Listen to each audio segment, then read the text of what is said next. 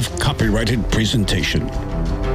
Ladies and gentlemen, it's time now for RadioLawTalk.com with your host, Frederick Penny, attorney at law. And now, RadioLawTalk.com.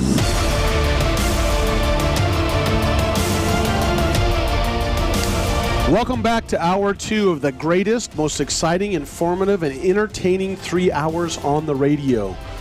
There is no way anyone is more entertaining, more fun, and more informative than the three of us sitting here and Cal sitting behind the glass. No way. Especially at 10 o'clock in the morning on a Saturday when anybody who's remotely entertaining is probably still trying to sleep off Friday night. Or they're out there working the field, or doing something else. Maybe working, one of the fast food joints. Is that an expressed implied warranty about being entertaining and all of that? Denise, what do you think? I think it is. I think you're making promises here that we have to keep. If you are not entertained by this, there's no hope. There's no hope. We need to download that clip from the movie Gladiator where he looks out and goes, "Are you not entertained?"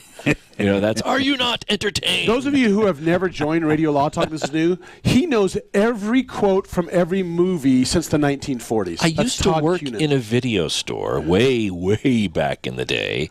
But yes, I love movies. Oh my gosh, I love to watch movies. This is Todd Cunin. He is a former prosecutor for the district attorney's office, now has his own criminal law practice. Denise Dirks is to my right. She's a family law attorney, and I am a personal injury attorney, Fred Penny from Penny & Associates. And we have Chris Rodriguez, who usually is here, and he is the Harvard boy, or we call him the Harvard Prince. Yes. He doesn't like us to call him the Harvard boy, but it's the Harvard Prince, and he is off doing some stuff right now, but he is a general civil lawyer. He does employment law. He does corporate business law. He's kind of the catch-all lawyer. And then what we do here at Radio Law Talk is, as times, like we'll bring in a bankruptcy lawyer that specializes in bankruptcy or does nothing but bankruptcy. And, that's why we talk about all the different aspects of law. We're going to talk today about juries waking up, and you're going to follow back up with Kate Steinle. Yes. Steinle.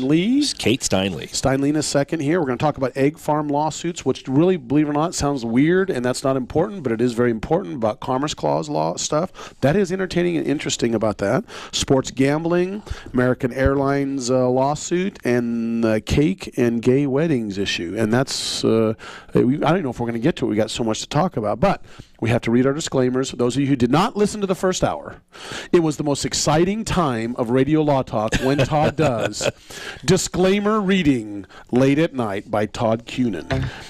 So, but we're not going to do Wait, we won't do it this time. We're not going to do it this time. Although, if you're going to play that music next time, I could probably get got a little jazz vibe going there.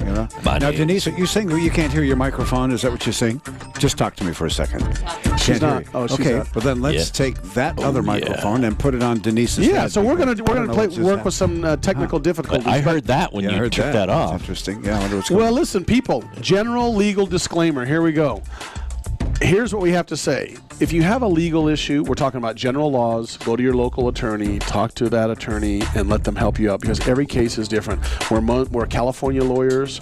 However, I do practice in in Washington, D.C., and we do have lawyers throughout the country, including in Minneapolis, including in Nevada, that will help us out, that are partners of mine that I can bring in to answer questions. No warranties implied. Stop. We're not doing warranties.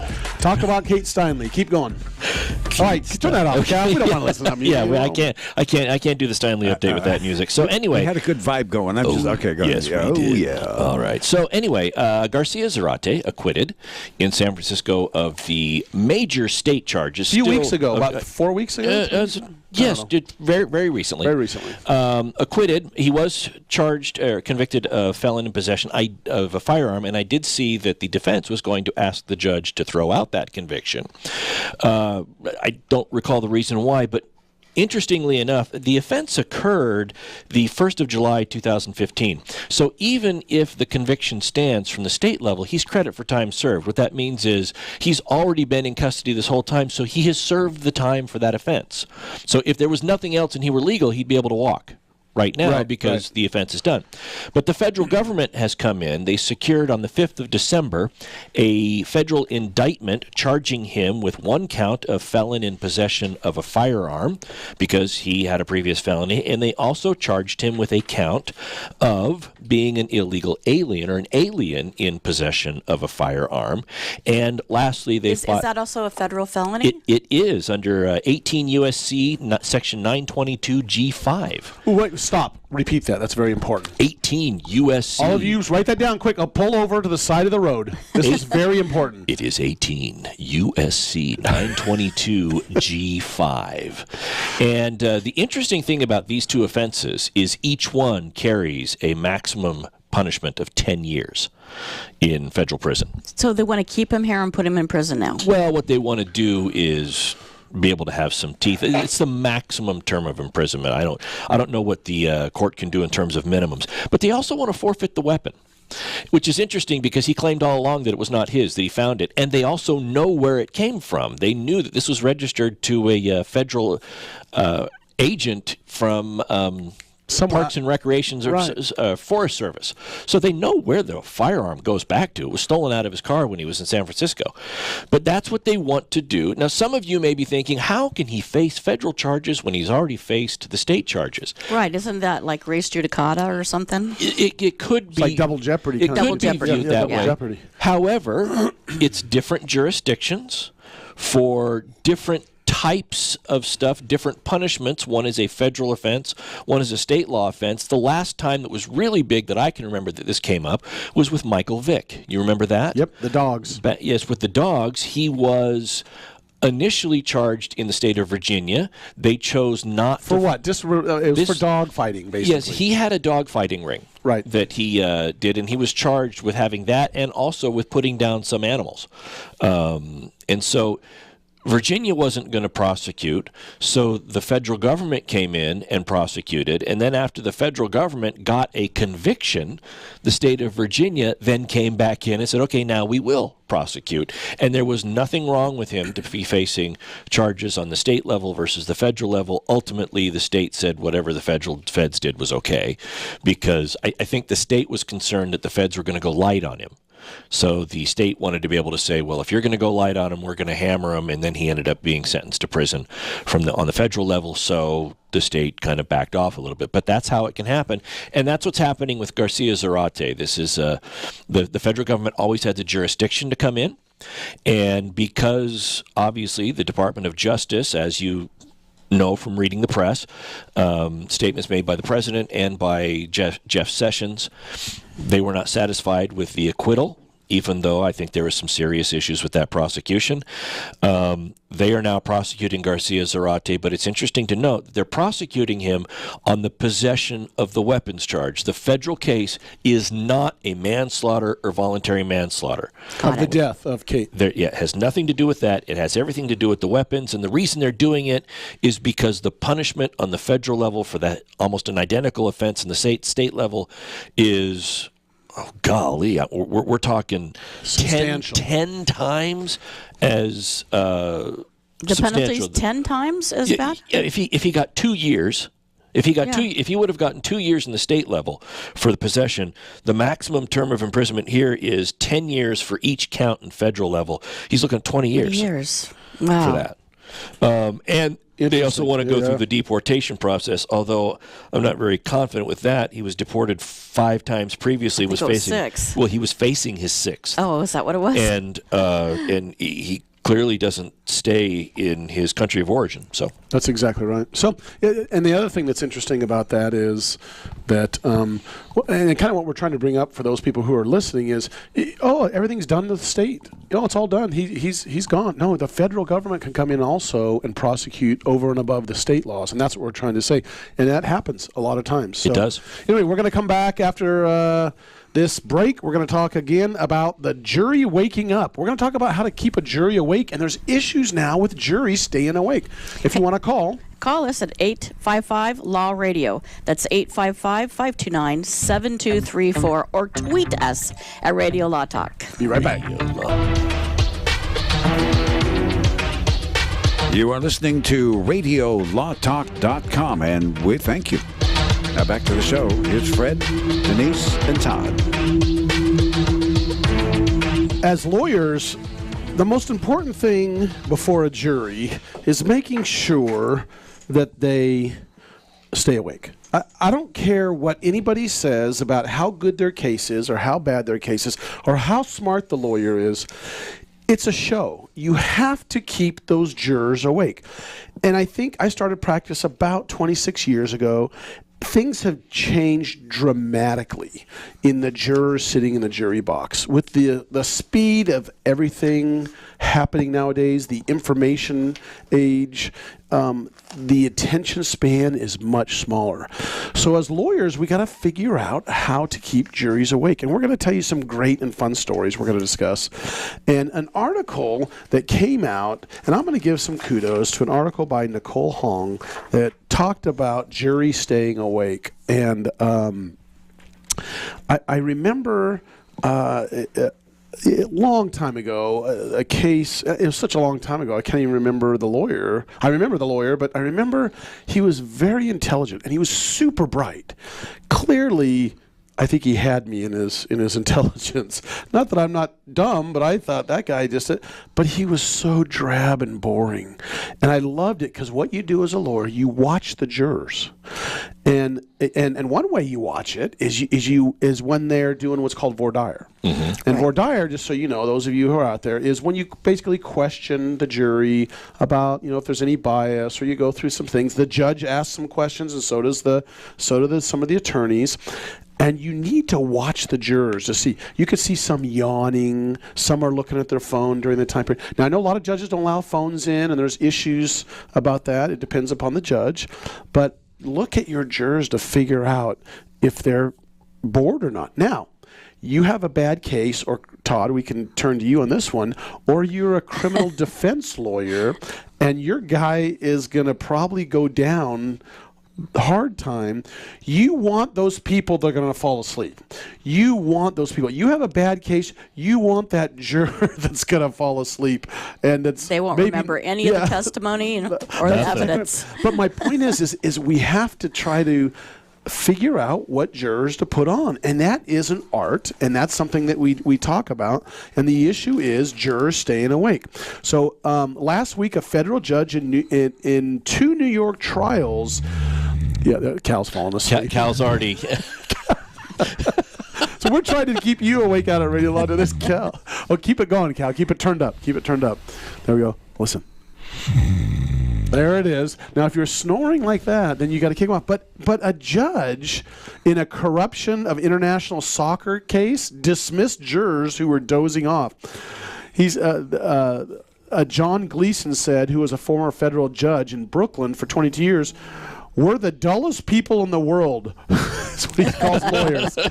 And we are. We're dull and it's boring. Yes. I mean, that's so, every lawyer thinks they're saying the most interesting thing in the world and how interesting their case is. But let me tell you, picture those poor people who have lives, who are stuck there for a week listening to you talking about someone's injuries, in my case, or you about someone's doing something improper according to the government, or you about a divorce issue. If there's a... Well, we don't have a jury, but I've had judges fall asleep. True, but what I'm saying is there could be a jury in any type of a case, and my point is I feel sorry for those people having to sit there. Don't you? I do, and I remember the first time I really looked at this, there were two things. One of the reasons I went to law school, do you remember the William Kennedy Smith trial? This was this was back in the 90s, early 90s, and it was the one where when the victim took the stand, they put the oval over her face so that you couldn't see who she was. And I remember watching that. I was in a junior college, and I remember watching that trial. And the prosecutor, she had all of the facts on her side, was just boring as all get out. And the defense attorney was Roy Black, charismatic. I mean, this is before the O.J. trial and all that. Very charismatic. And I remember looking at that thinking, I haven't even been to law school and I could present this evidence better than the prosecutor did, because she was putting people to sleep. And that was when I decided I really need to look into this law thing. And, interestingly enough, a couple years later, I find myself in law school, and I was in a trial practice class, and they actually had somebody come in with a theater background who teaches at this at a trial academy in Wyoming, and they have a portion of the trial academy taught by theater experts that basically say you need to treat the well, which is the area in front of the jury box, like it's a stage. And you move to different parts of the stage with a purpose, and you're talking to an audience, not pacing with your arms folded, while at the same time asking them to trust you when your body language is exactly the opposite of trust. You need to treat it like a production. And it was very compelling. And that, go ahead. To see that. The O.J. Simpson case, they spent 3 weeks on DNA evidence. Putting the jury to sleep as they went on and on about alleles on chromosomes and genes. And, it makes you wonder how they ever prosecuted somebody for murder before DNA, but they probably should have focused on that. Well, here's that this is a Manhattan federal prosecutors are seeking to convince a jury that a Turkish banker is guilty of helping Iran evade U.S. sanctions. And so guess what the evidence is? This goes on for weeks. Evidence of emails, spreadsheets, wiretaps, and accounting. Oh my gosh! Fall asleep. Talk about Your Honor. Why are you kicking me off? We're all falling asleep for that. So I guess the big issue is trying to figure out now in the smartphone ages is how to keep people awake. Now here's the other thing is, what about judges? Sometimes the judges fall asleep. I've had that happen. Tell us kind of generally what happened. It was a retired judge and was presenting my case in a family law matter, and he kept nodding off and was falling asleep. You could see him falling asleep. He had his hand propping his head up, and he had his eyes closed, and he was asleep. And I did a couple of different things, like stood up and kind of made my voice louder and tried to get his attention. And then finally I just said, Your Honor, can we take a break? And then he woke up and he said, yes, let's take a 10-minute break. That's exactly right. Sometimes you got to take a break to do that. But in this article, they talk about judges falling asleep. It talks about one of the jurors. I'm speaking to you, but you're yawning. So there's all these issues. But as lawyers, we got to figure that out. So help us out. If you want to tweet us and tell us, hey, this is something you should do not to make it so boring, let us know. But we're going to be right back after the break and talk a little more about now eggs, the egg lawsuit. This is no fun. Can we stop now? Go to the website, radiolawtalk.com. You can listen to the show there, and there's a lot of other good information, too. That's radiolawtalk.com. We are having fun. This is a blast. We love doing this every Saturday. You know what? I'm looking at River City. We got some jerky here from River City Jerky Works, and it says in the top right, free flosser toothpick in each bag. You know what? I think, Todd, you need to carry one of those 24/7 with you. Hello, how you doing, ladies? How you doing? By the way, Todd's our single guy that we're always trying to pick up. We're always trying to hook him up with some Here we gal. go. Yeah. And those of you who have joined us on the new KTKZ AM 1380 Sacramento and KQSP 1530 AM in Shakopee, Minnesota, which is actually Minneapolis, a suburb of Minneapolis. Todd Cunin is the one that we're always trying to find. Fred. A young lady. Fred. Yes. Denise, you tried too, right? I've tried, but have not yet been successful. We are trying to retain the listenership, not ward them away. And my status is I don't know that is a magnet for viewers. It's more, well, I guess using the opposite. Never mind. It's just you have a boring life though, kind of. Don't you? I do. You're really kind of boring. I don't know. Your cats like it. I'm a cat person.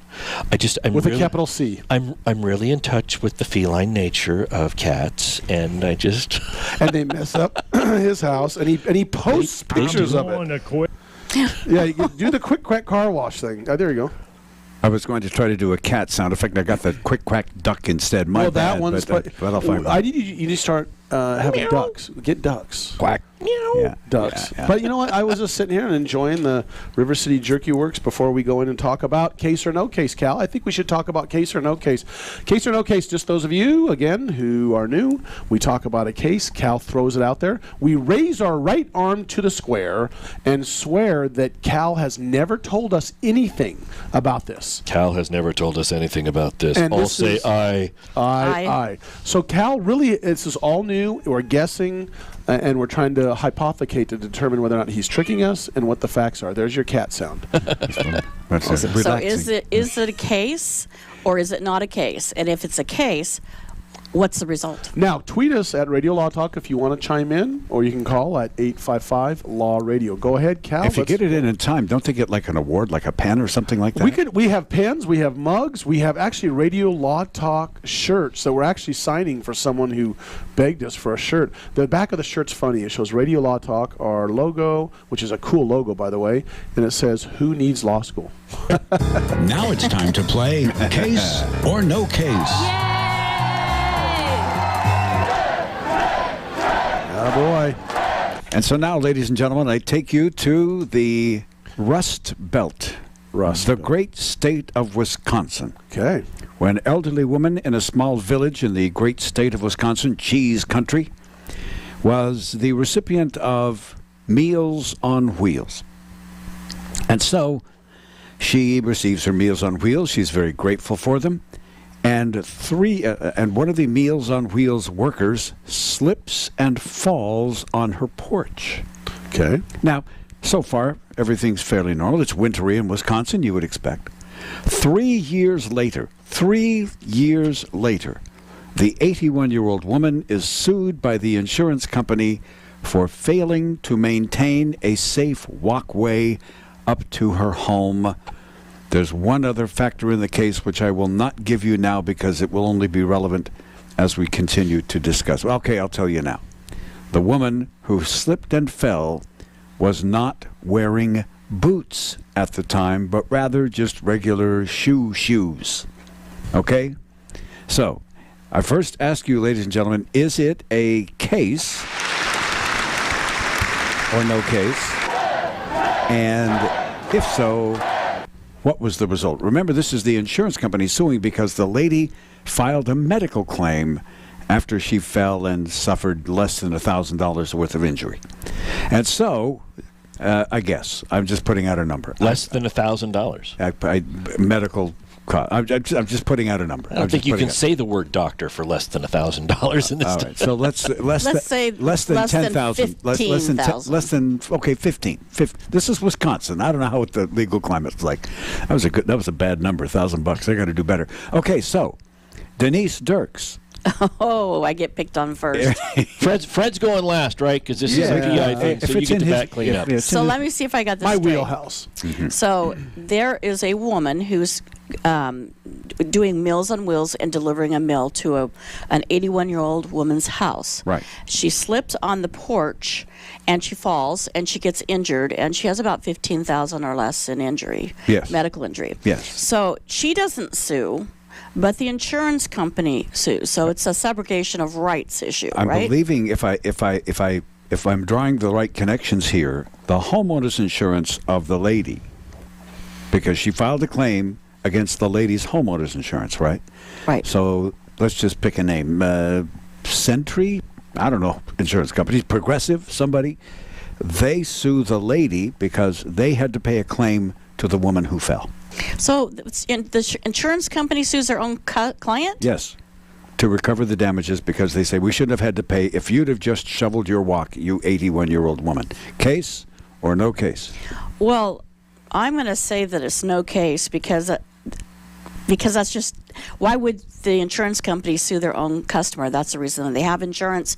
That person came on the property and fell and injured themselves. You have homeowners insurance exactly for that purpose. Maybe it wasn't her insurance company, but an insurance company sued her. Well, it was better if it was the one that got injured's insurance. Then, okay, let's use that. If it was that way, then I would say case. Let's presume that. Let's presume yes, that. But I would say the statute of limitations prevails there, because I'm just going to make this up. Wisconsin has a 2-year statute of limitations on personal injury, and that's it. Okay.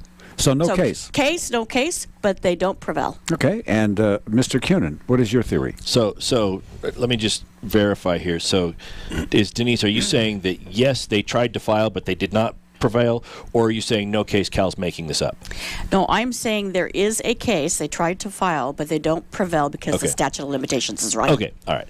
So I am going, if there's one thing I've learned in the time that I have been doing this show with Fred Penny, I have tried to glean some of Fred's cardinal rules about personal injury law and the class of people that you just don't sue, and little old ladies is one of them.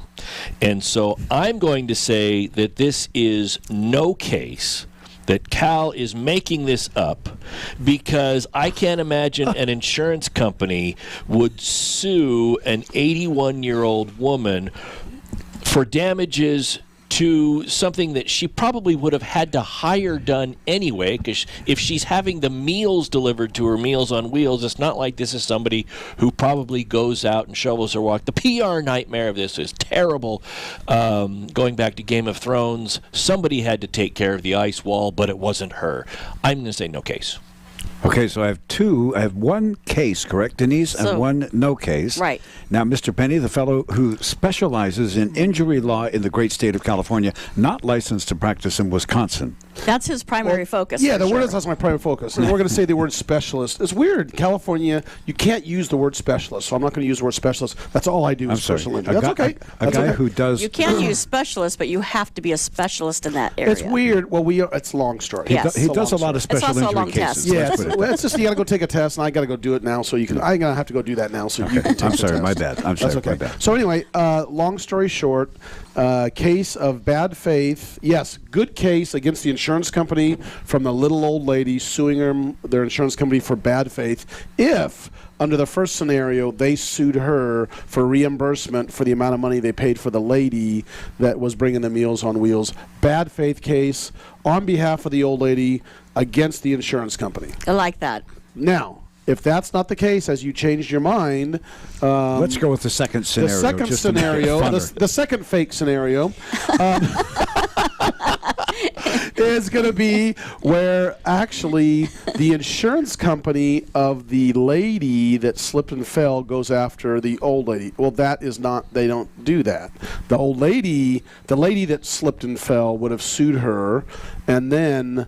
it's pretty rare that the insurance company is going to sue the other person. It's going to be the lady. Did you? We've seen that. Hey, Seth, throw up the sign. What did you say? How much time? I got 1 minute. Okay, so that's confusing. That's so confusing that I know it's not a case. But let's assume she sued the old lady. There's an assumption and a risk issue, number one, with being ice. They know it's icy.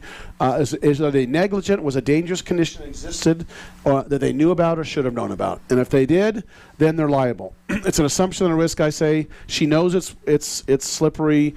There has been a lot of cases like this that have been won, by the way, that I know about. So anyway, we're going to be back and talk about it. We're out of time. We'll talk about case or no case and what the verdict is. We got 15 seconds, so do some spiel or something, and then we'll come back. I just want to know if you think it's a case. But by the way, no, it's not a case. All right, okay, it's fake. All right, so So 2 no's, 1 yes. We'll find out after the break. Answer coming up in just a little bit here. Thanks for turning on RadioLawTalk.com. We appreciate it. You, of course, can call us. Denise, what's the number? 855 Law Radio. That's what we want to know. All right, Thank we'll you, be right Denise. back. Don't go away. Hear past episodes of Radio Law Talk on RadioLawTalk.com. Just click on the podcast tab. Happy listening.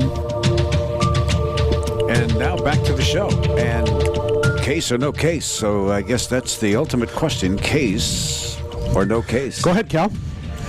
Let's just remind people what we talked about, just in case you just joined the show. Sure. Lady in Wisconsin, 81 years of age. 81 years of age. Gets Meals on Wheels delivered to her. The Meal on Wheels delivery person who was wearing regular shoes slipped and fell on her porch or wherever coming up to the home in the walkway. 3 years later, the insurance company sues this lady to recover the cost of fixing the lady who fell. So the 81-year-old lady is sued by an insurance company for the cost of fixing the lady who fell. Does that summarize it okay so that you understand? Good enough. And Denise, you said? I said, yes, it's a case, but they won't prevail because the statute of limitations has run. All right. Todd, you said? I say, all right, stop. And listen, collaborate. The ice is back with, never mind. Yes, ice, baby. I say no case.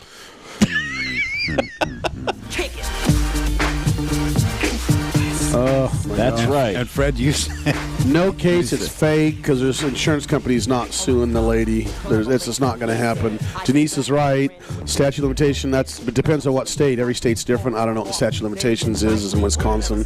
But rock and roll, let's move on, Cal. What is it? Those of you who say it's fake, that would be Denise and Fred, correct? Do I have No. Todd and Fred. Todd and Fred. What? Yes! The PI guy lost on that one. Oh, that's a case? Oh, my gosh. It's an I'm actual feeling case. mighty proud. Yes, but actually, the old lady prevailed because of the fact that the delivery person did not take normal caution by wearing boots when going out, or other snow-type shoes when going out on the delivery. Assumption of risk. Yeah, so the old lady actually won the case against her. She did not have to pay. Denise, the statute of limitation must be longer in Wisconsin. It must be. So, but California for personal injuries, 2 2 years. years. That's right. Well, or 6 months if it's a government entity. Oh, that's FYI. right. Yeah. Okay. Well, Yeah. thanks. Let's get to some law. Like Denise and Todd, we better get to some law. Denise, talk about the egg law and how it's going to affect us. Let's talk about eggs. Okay, good. Thanks for the ice stuff. Todd's just sitting here dancing. Oh my gosh. Egg, baby. And those of you, by the way, if you want to see this stuff, you can go to our YouTube channel, Radio Law Talk YouTube. Tweet us at Radio Law Talk or call us at 855 Law Radio.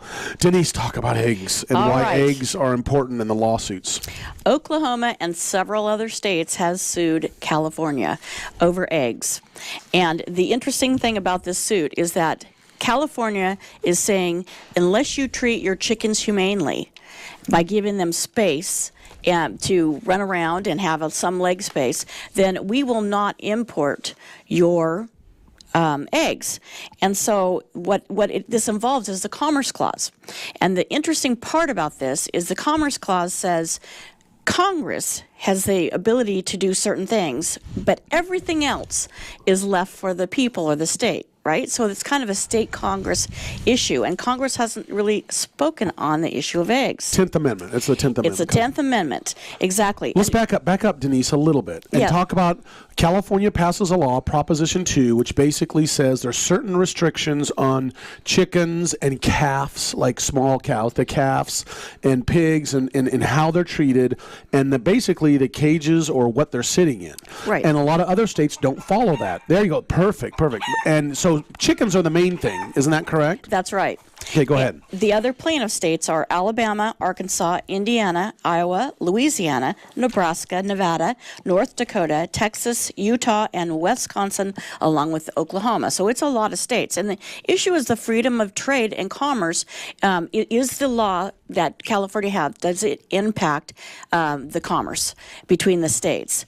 And this is what's fun about this case is that it does talk about the differences between the powers of the state and the Congress, and that's super important because a lot of times we forget that we have, executive branch, judicial branch, legislative branch, and we forget about the state's part in having power to do the things that they do.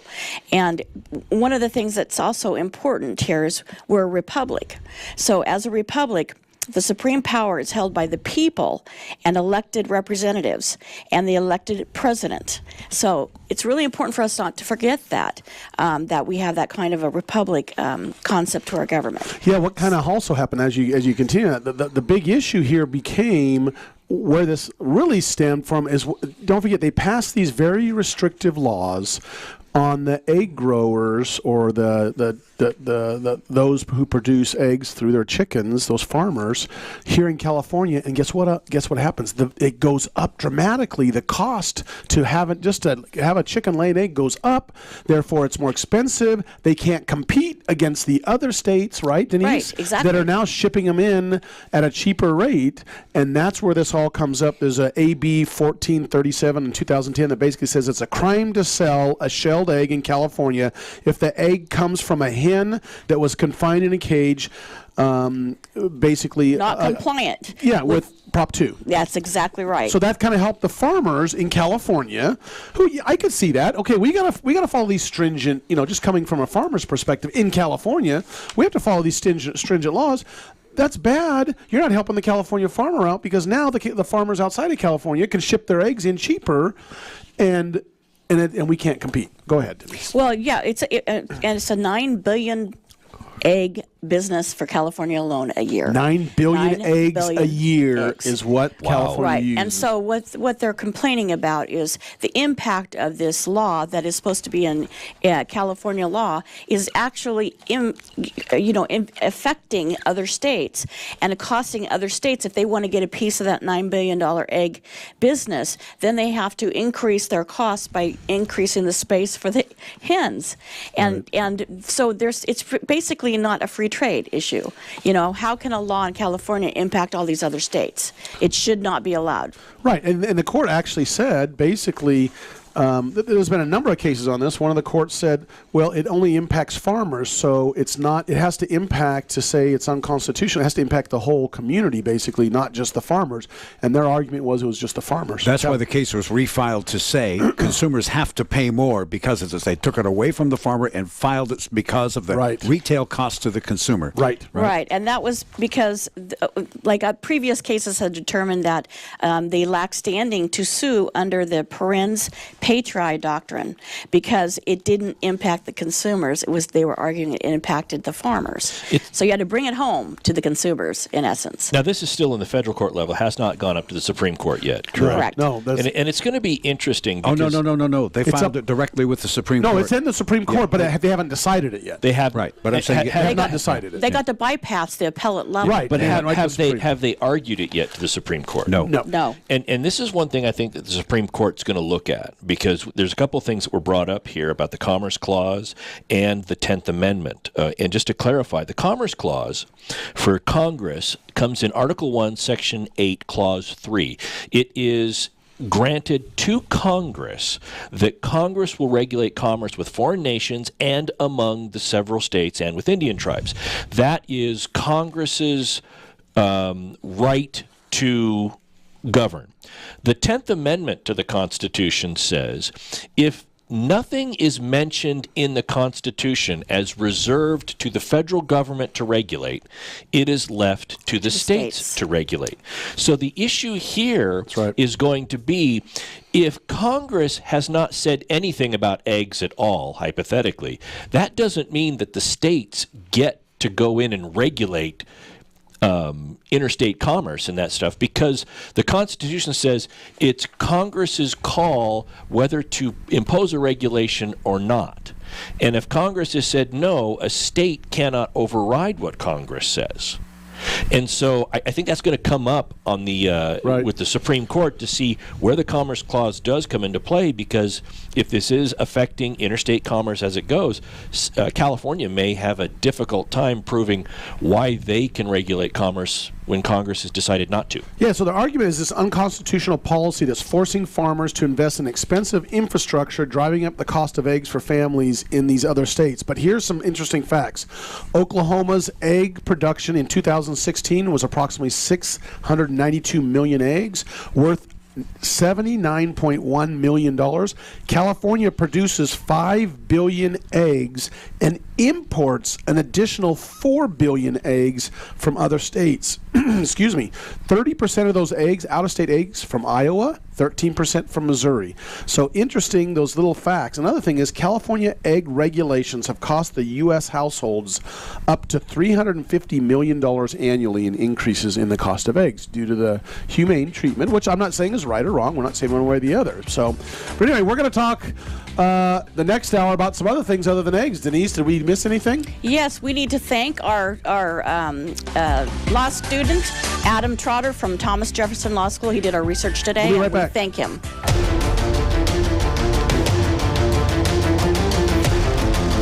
You have been listening to RadioLawTalk.com, a copyrighted presentation of Radio Law Talk Incorporated.